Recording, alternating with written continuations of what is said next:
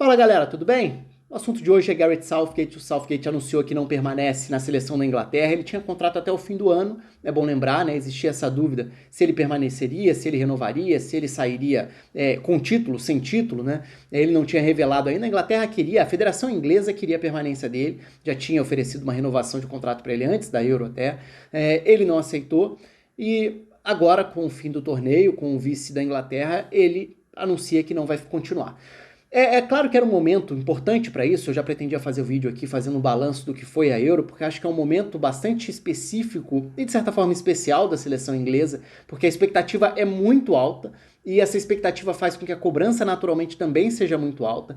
O desempenho dentro de campo não foi bom na maior parte da Euro, mas também melhorou na reta final, então de certa forma acho que a imagem que fica do fim da Euro é uma imagem de uma Inglaterra que foi capaz de competir contra as seleções mais fortes que ela acabou enfrentando.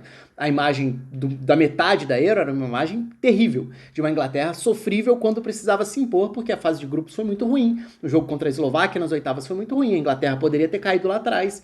Teve aquele golaço do Bellingham, que foi uma das imagens da Euro, e que manteve viva a Inglaterra, aí sim, com ajustes táticos, com algumas mudanças, já competir melhor diante da Suíça, ter seus melhores minutos contra a Holanda na semifinal, no primeiro tempo em especial, e fazer uma boa final diante da Espanha, que claramente era o melhor time, né? A Espanha claramente era a melhor seleção, jogou melhor ao longo de todo o torneio, coletivamente era um time muito mais preparado do que a Inglaterra, e acabou vencendo, embora a Inglaterra tenha feito bons ajustes, tenha feito um bom primeiro tempo no sentido de travar, de limitar a Espanha, eu falei sobre isso no vídeo do título da Espanha. Mas é claro que, num todo, assim, são vários os questionamentos possíveis. Só que eu acho também que é muito interessante colocar na balança o saldo desses anos de trabalho do Southgate, porque a gente precisa mudar um pouco a perspectiva, né? Se a gente fica focado no 2024, a gente naturalmente vai olhar e falar: a Inglaterra tinha um super elenco, recheado de jogadores individualmente muito bons, e coletivamente em nenhum momento se aproximou de um time capaz de envolver, de convencer, de se impor. E aí é claro que fica faltando repertório, e é motivo de sobra para você questionar o trabalho. Por outro lado, se a gente tem um distanciamento um pouco maior, primeiro, várias vezes eu já falei aqui, historicamente, a Inglaterra vive um momento especial em relação a chegar consistentemente a fases agudas das principais competições. A Inglaterra nunca viveu isso. A Inglaterra teve o título de 66 e depois traumas, traumas e mais traumas. E esse eu acho que é importante do ponto da forma como a Inglaterra sai, que torna até legal, de certa maneira, o momento para essa despedida do Southgate. Porque eu acho que ele conseguiu dar a volta por cima em relação à imagem dele, e eu não estou nem falando do ponto de vista do trabalho dele enquanto treinador, mas ao fato dele ser um de tantos alvos de pessoas que são massacradas publicamente, pela opinião pública, pela imprensa na Inglaterra, porque ficam marcadas como culpados de grandes decepções. A Inglaterra, historicamente, é uma seleção de frustrações, de traumas. Então, título de 66 dentro de casa, mas aí depois, se a gente for falar quando a Inglaterra chegou longe nas competições, em 90, chegou à semifinal da Copa do Mundo, cai nos pênaltis para a Alemanha. E naquela ocasião, Stuart Pearce e Chris Waddle são os dois que perdem pênaltis e ficam muito marcados como os culpados da derrota nos pênaltis daquela Inglaterra. 96, a Inglaterra cede a Euro daquele ano e em Wembley cai nos pênaltis para a Alemanha. Gareth Southgate perde o pênalti e fica muito marcado como o vilão, como o alvo, o cara que, entre aspas, tem que ser massacrado, tem que ser aniquilado pela opinião de todo mundo. Em 98, a Inglaterra cai nos pênaltis para a Argentina na Copa. E o grande alvo foi o Beckham, porque ele foi expulso durante a partida. Então não foi nem o caso. Os pênaltis dessa vez até ficaram ofuscados. Embora penalidades máximas, disputas de pênaltis, sejam um trauma, e eu vou chegar nisso daqui a pouco, mas um trauma histórico da seleção. Mas em 98, o Beckham foi a grande figura, até porque ele já era essa grande personalidade. Então ficou ainda mais fácil ser um alvo com a expulsão dele para aquela eliminação.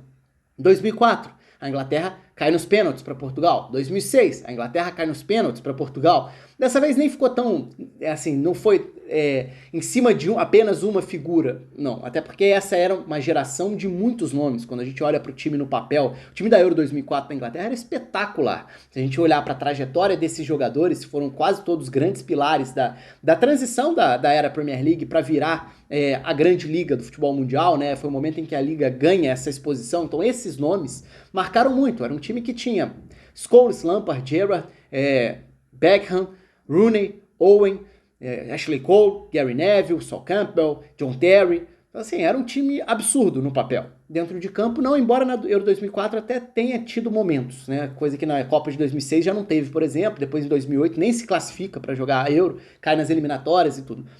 E a gente está falando, obviamente, de uma geração que foi muito marcada pela expectativa e pela frustração. E aí, quando a gente avança um pouco no tempo, a gente vai lembrar que a Inglaterra cai na Copa de 2014, na fase de grupos no Brasil. Em 2016, cai para a Islândia nas oitavas da Euro. E aí, por que eu estou lembrando desses especificamente? Porque foi um momento crítico em que o Southgate assume.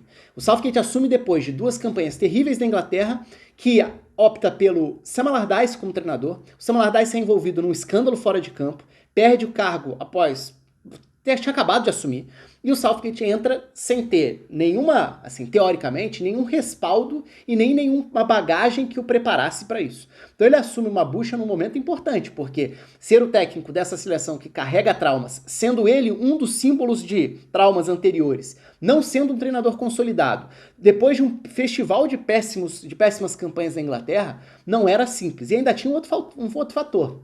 Ele pegava o finalzinho do rescaldo da geração anterior, que era a geração marcada por decepcionar. Então ele pega o finalzinho ali do momento da transição, né? Pós-Rooney, pós-Gerrard, pós-Lampard, pós essa galera ali, e com a Inglaterra tentando achar novas referências, né? Com Harry Kane, com Rashford na época e tudo.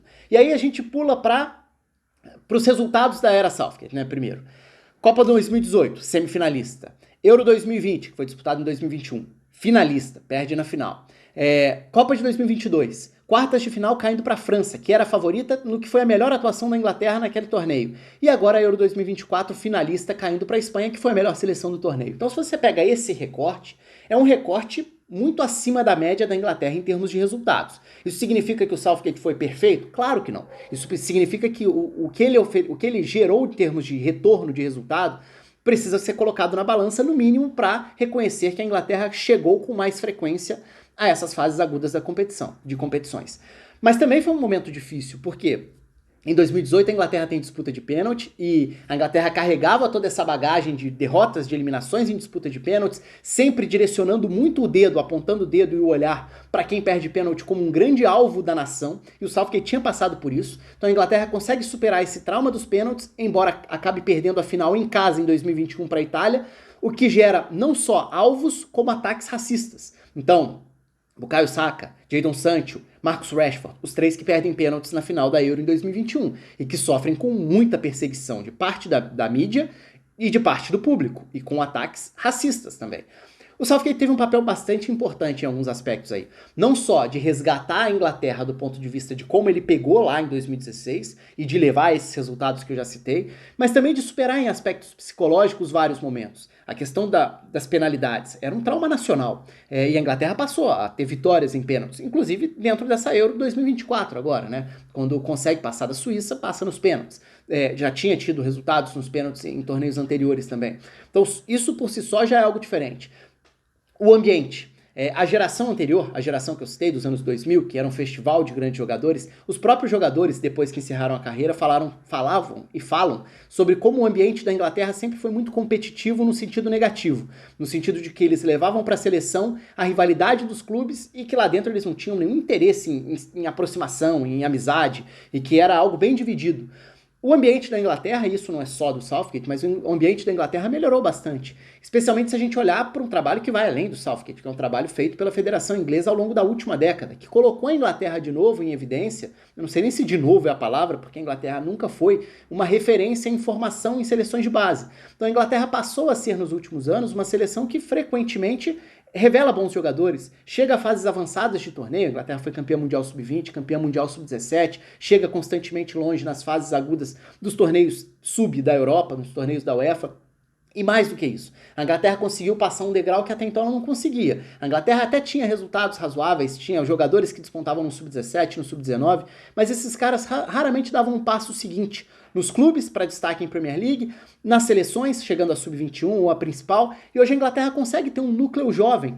Então, assim, muita coisa positiva aconteceu ao longo desses últimos anos, seja por maior ou menor influência do Southgate, mas foi na era Southgate, em termos de ambiente, em termos de superar e de lidar com traumas, e de falar abertamente e se posicionar contra questões como o racismo, como muitas vezes a xenofobia, já que pegou um período de Brexit também que era delicado, até porque existe evidentemente uma influência dos imigrantes na Inglaterra, até nessa formação das novas gerações da Inglaterra enquanto seleção.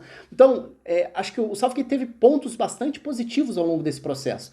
Mas também é fato que chegou um momento em que a Inglaterra, até por reunir hoje muitos jogadores jovens e de destaque na Premier League e fora da Premier League, quando a gente olha para Jude Bellingham no Real Madrid, Harry Kane no Bayern, quando a gente olha para os vários jogadores que jovens assumiram o papel de protagonista dentro do campeonato inglês, Bukayo Saka, Phil Foden, para citar alguns, agora o Cole Palmer também nessa última temporada.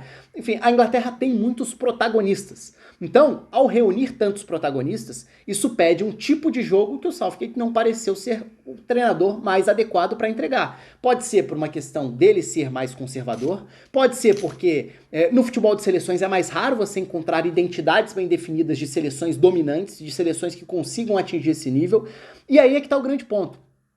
É óbvio que o Southgate não extraiu tudo que ele podia do potencial que ele tinha nas mãos. Mas também é óbvio que ele não é o primeiro a passar por isso, porque a Inglaterra viveu muito isso nos últimos 20 anos, quando a gente volta especialmente para a década de 2000, que tinha até uma reunião do ponto de vista de jogadores mais equilibrada para todos os setores do campo do que a Inglaterra tem hoje. É claro que hoje a Inglaterra acumula muitos jogadores de destaque, em especial do meio para frente.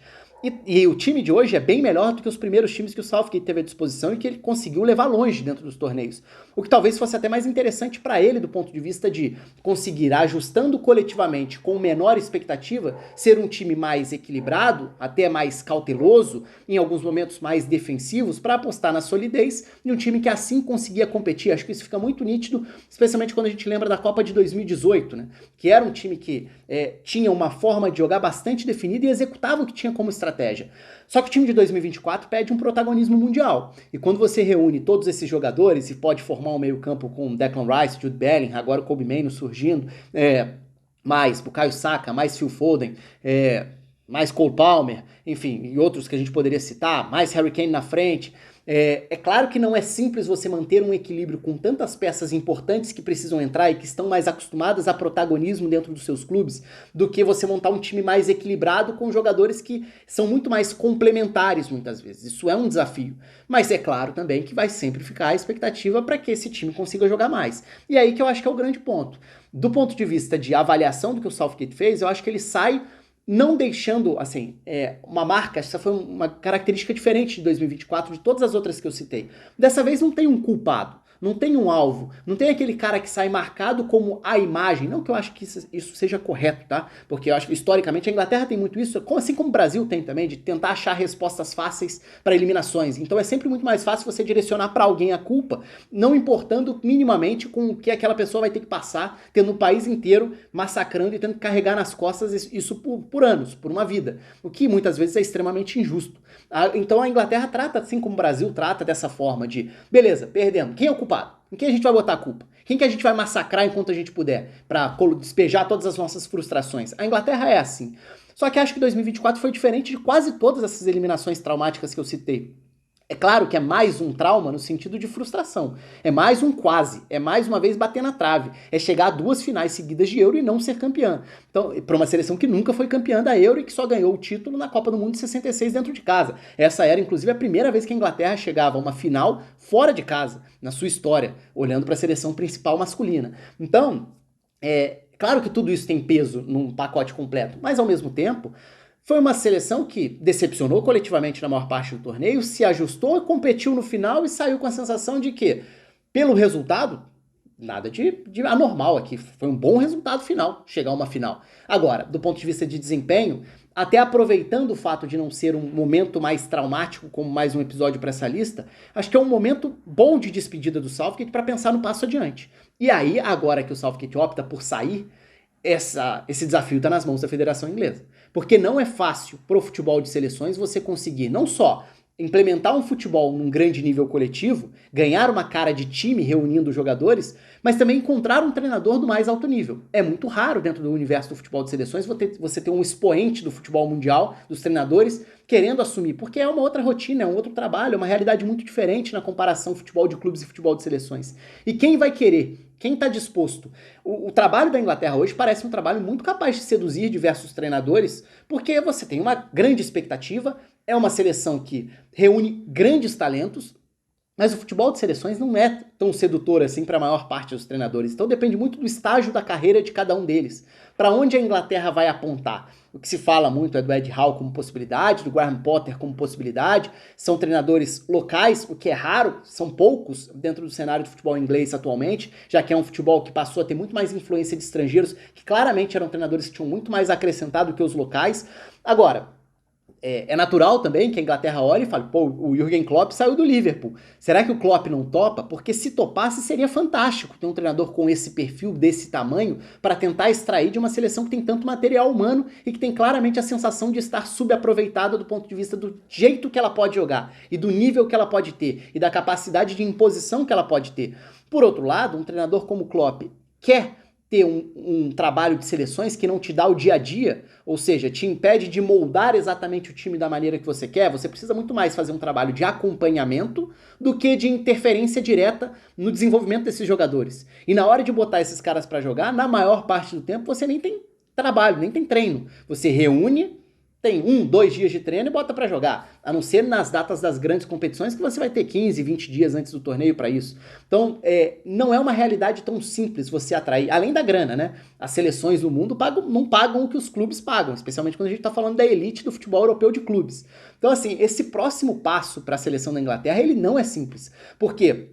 Tá muito nítido que a Inglaterra quer mais, e tem que querer mesmo. Tá na hora da Inglaterra tentar dar esse passo adiante de tentar ser não só uma grande reunião de seleções. A Inglaterra conseguiu na era Southgate resgatar um pouco do sentimento do país apoiar, do país acreditar que é um time capaz de chegar longe. O time chegou longe, a Inglaterra desenvolveu jogadores, se colocou numa prateleira acima dentro do cenário do futebol de seleções, agora falta ganhar. Poderia ter ganhado, e acho que seria uma boa recompensa para essa era Southgate, embora o desempenho não fosse um desempenho de seleção campeã. Mas a gente já viu em outros momentos, em outros torneios, seleções que não jogaram para isso terminando como campeãs. Acontece dentro do formato de mata-mata. Então o Southgate poderia ter saído com uma recompensa que para ele teria sido até muito legal para fechar o ciclo. Agora, ganhando ou perdendo, é claro que se tivesse vencido ia estar tudo mais leve do ponto de vista de ambiente, mas ganhando ou perdendo, a Inglaterra teria esse dilema agora. Beleza, tá nítido que o próximo passo precisa ser esse. Só que quem vai fazer esse próximo passo? Qual vai ser essa escolha? Porque aí, se você não escolhe um cara que tem essa grife, que tem esse tamanho, você está sujeito a dar até um passo atrás e deixar de ter os resultados que o Southgate estava entregando com frequência, consistentemente. Então acho que vai ser um momento muito ímpar assim da seleção inglesa, em termos de escolha. Para onde ela vai apontar? Ela vai conseguir um treinador do tamanho que ela quer e do tamanho que ela precisa? Isso vai ser suficiente para fazer a Inglaterra jogar num nível de imposição e de domínio dentro dos jogos, que todo mundo sabe que esses jogadores são capazes de fazer, mas que a Inglaterra, enquanto seleção, nunca fez? Na história da seleção, ela nunca teve esse perfil. Então esse vai ser um ponto curioso. Mas é isso. Chega ao fim a era Southgate com mais um quase batendo na trave, mas é um quase que é relevante quando a gente coloca dentro do pacote do que foram esses últimos anos, esses 8 anos de trabalho do treinador à frente da seleção. O espaço está aberto para vocês, um abraço para todo mundo e até a próxima.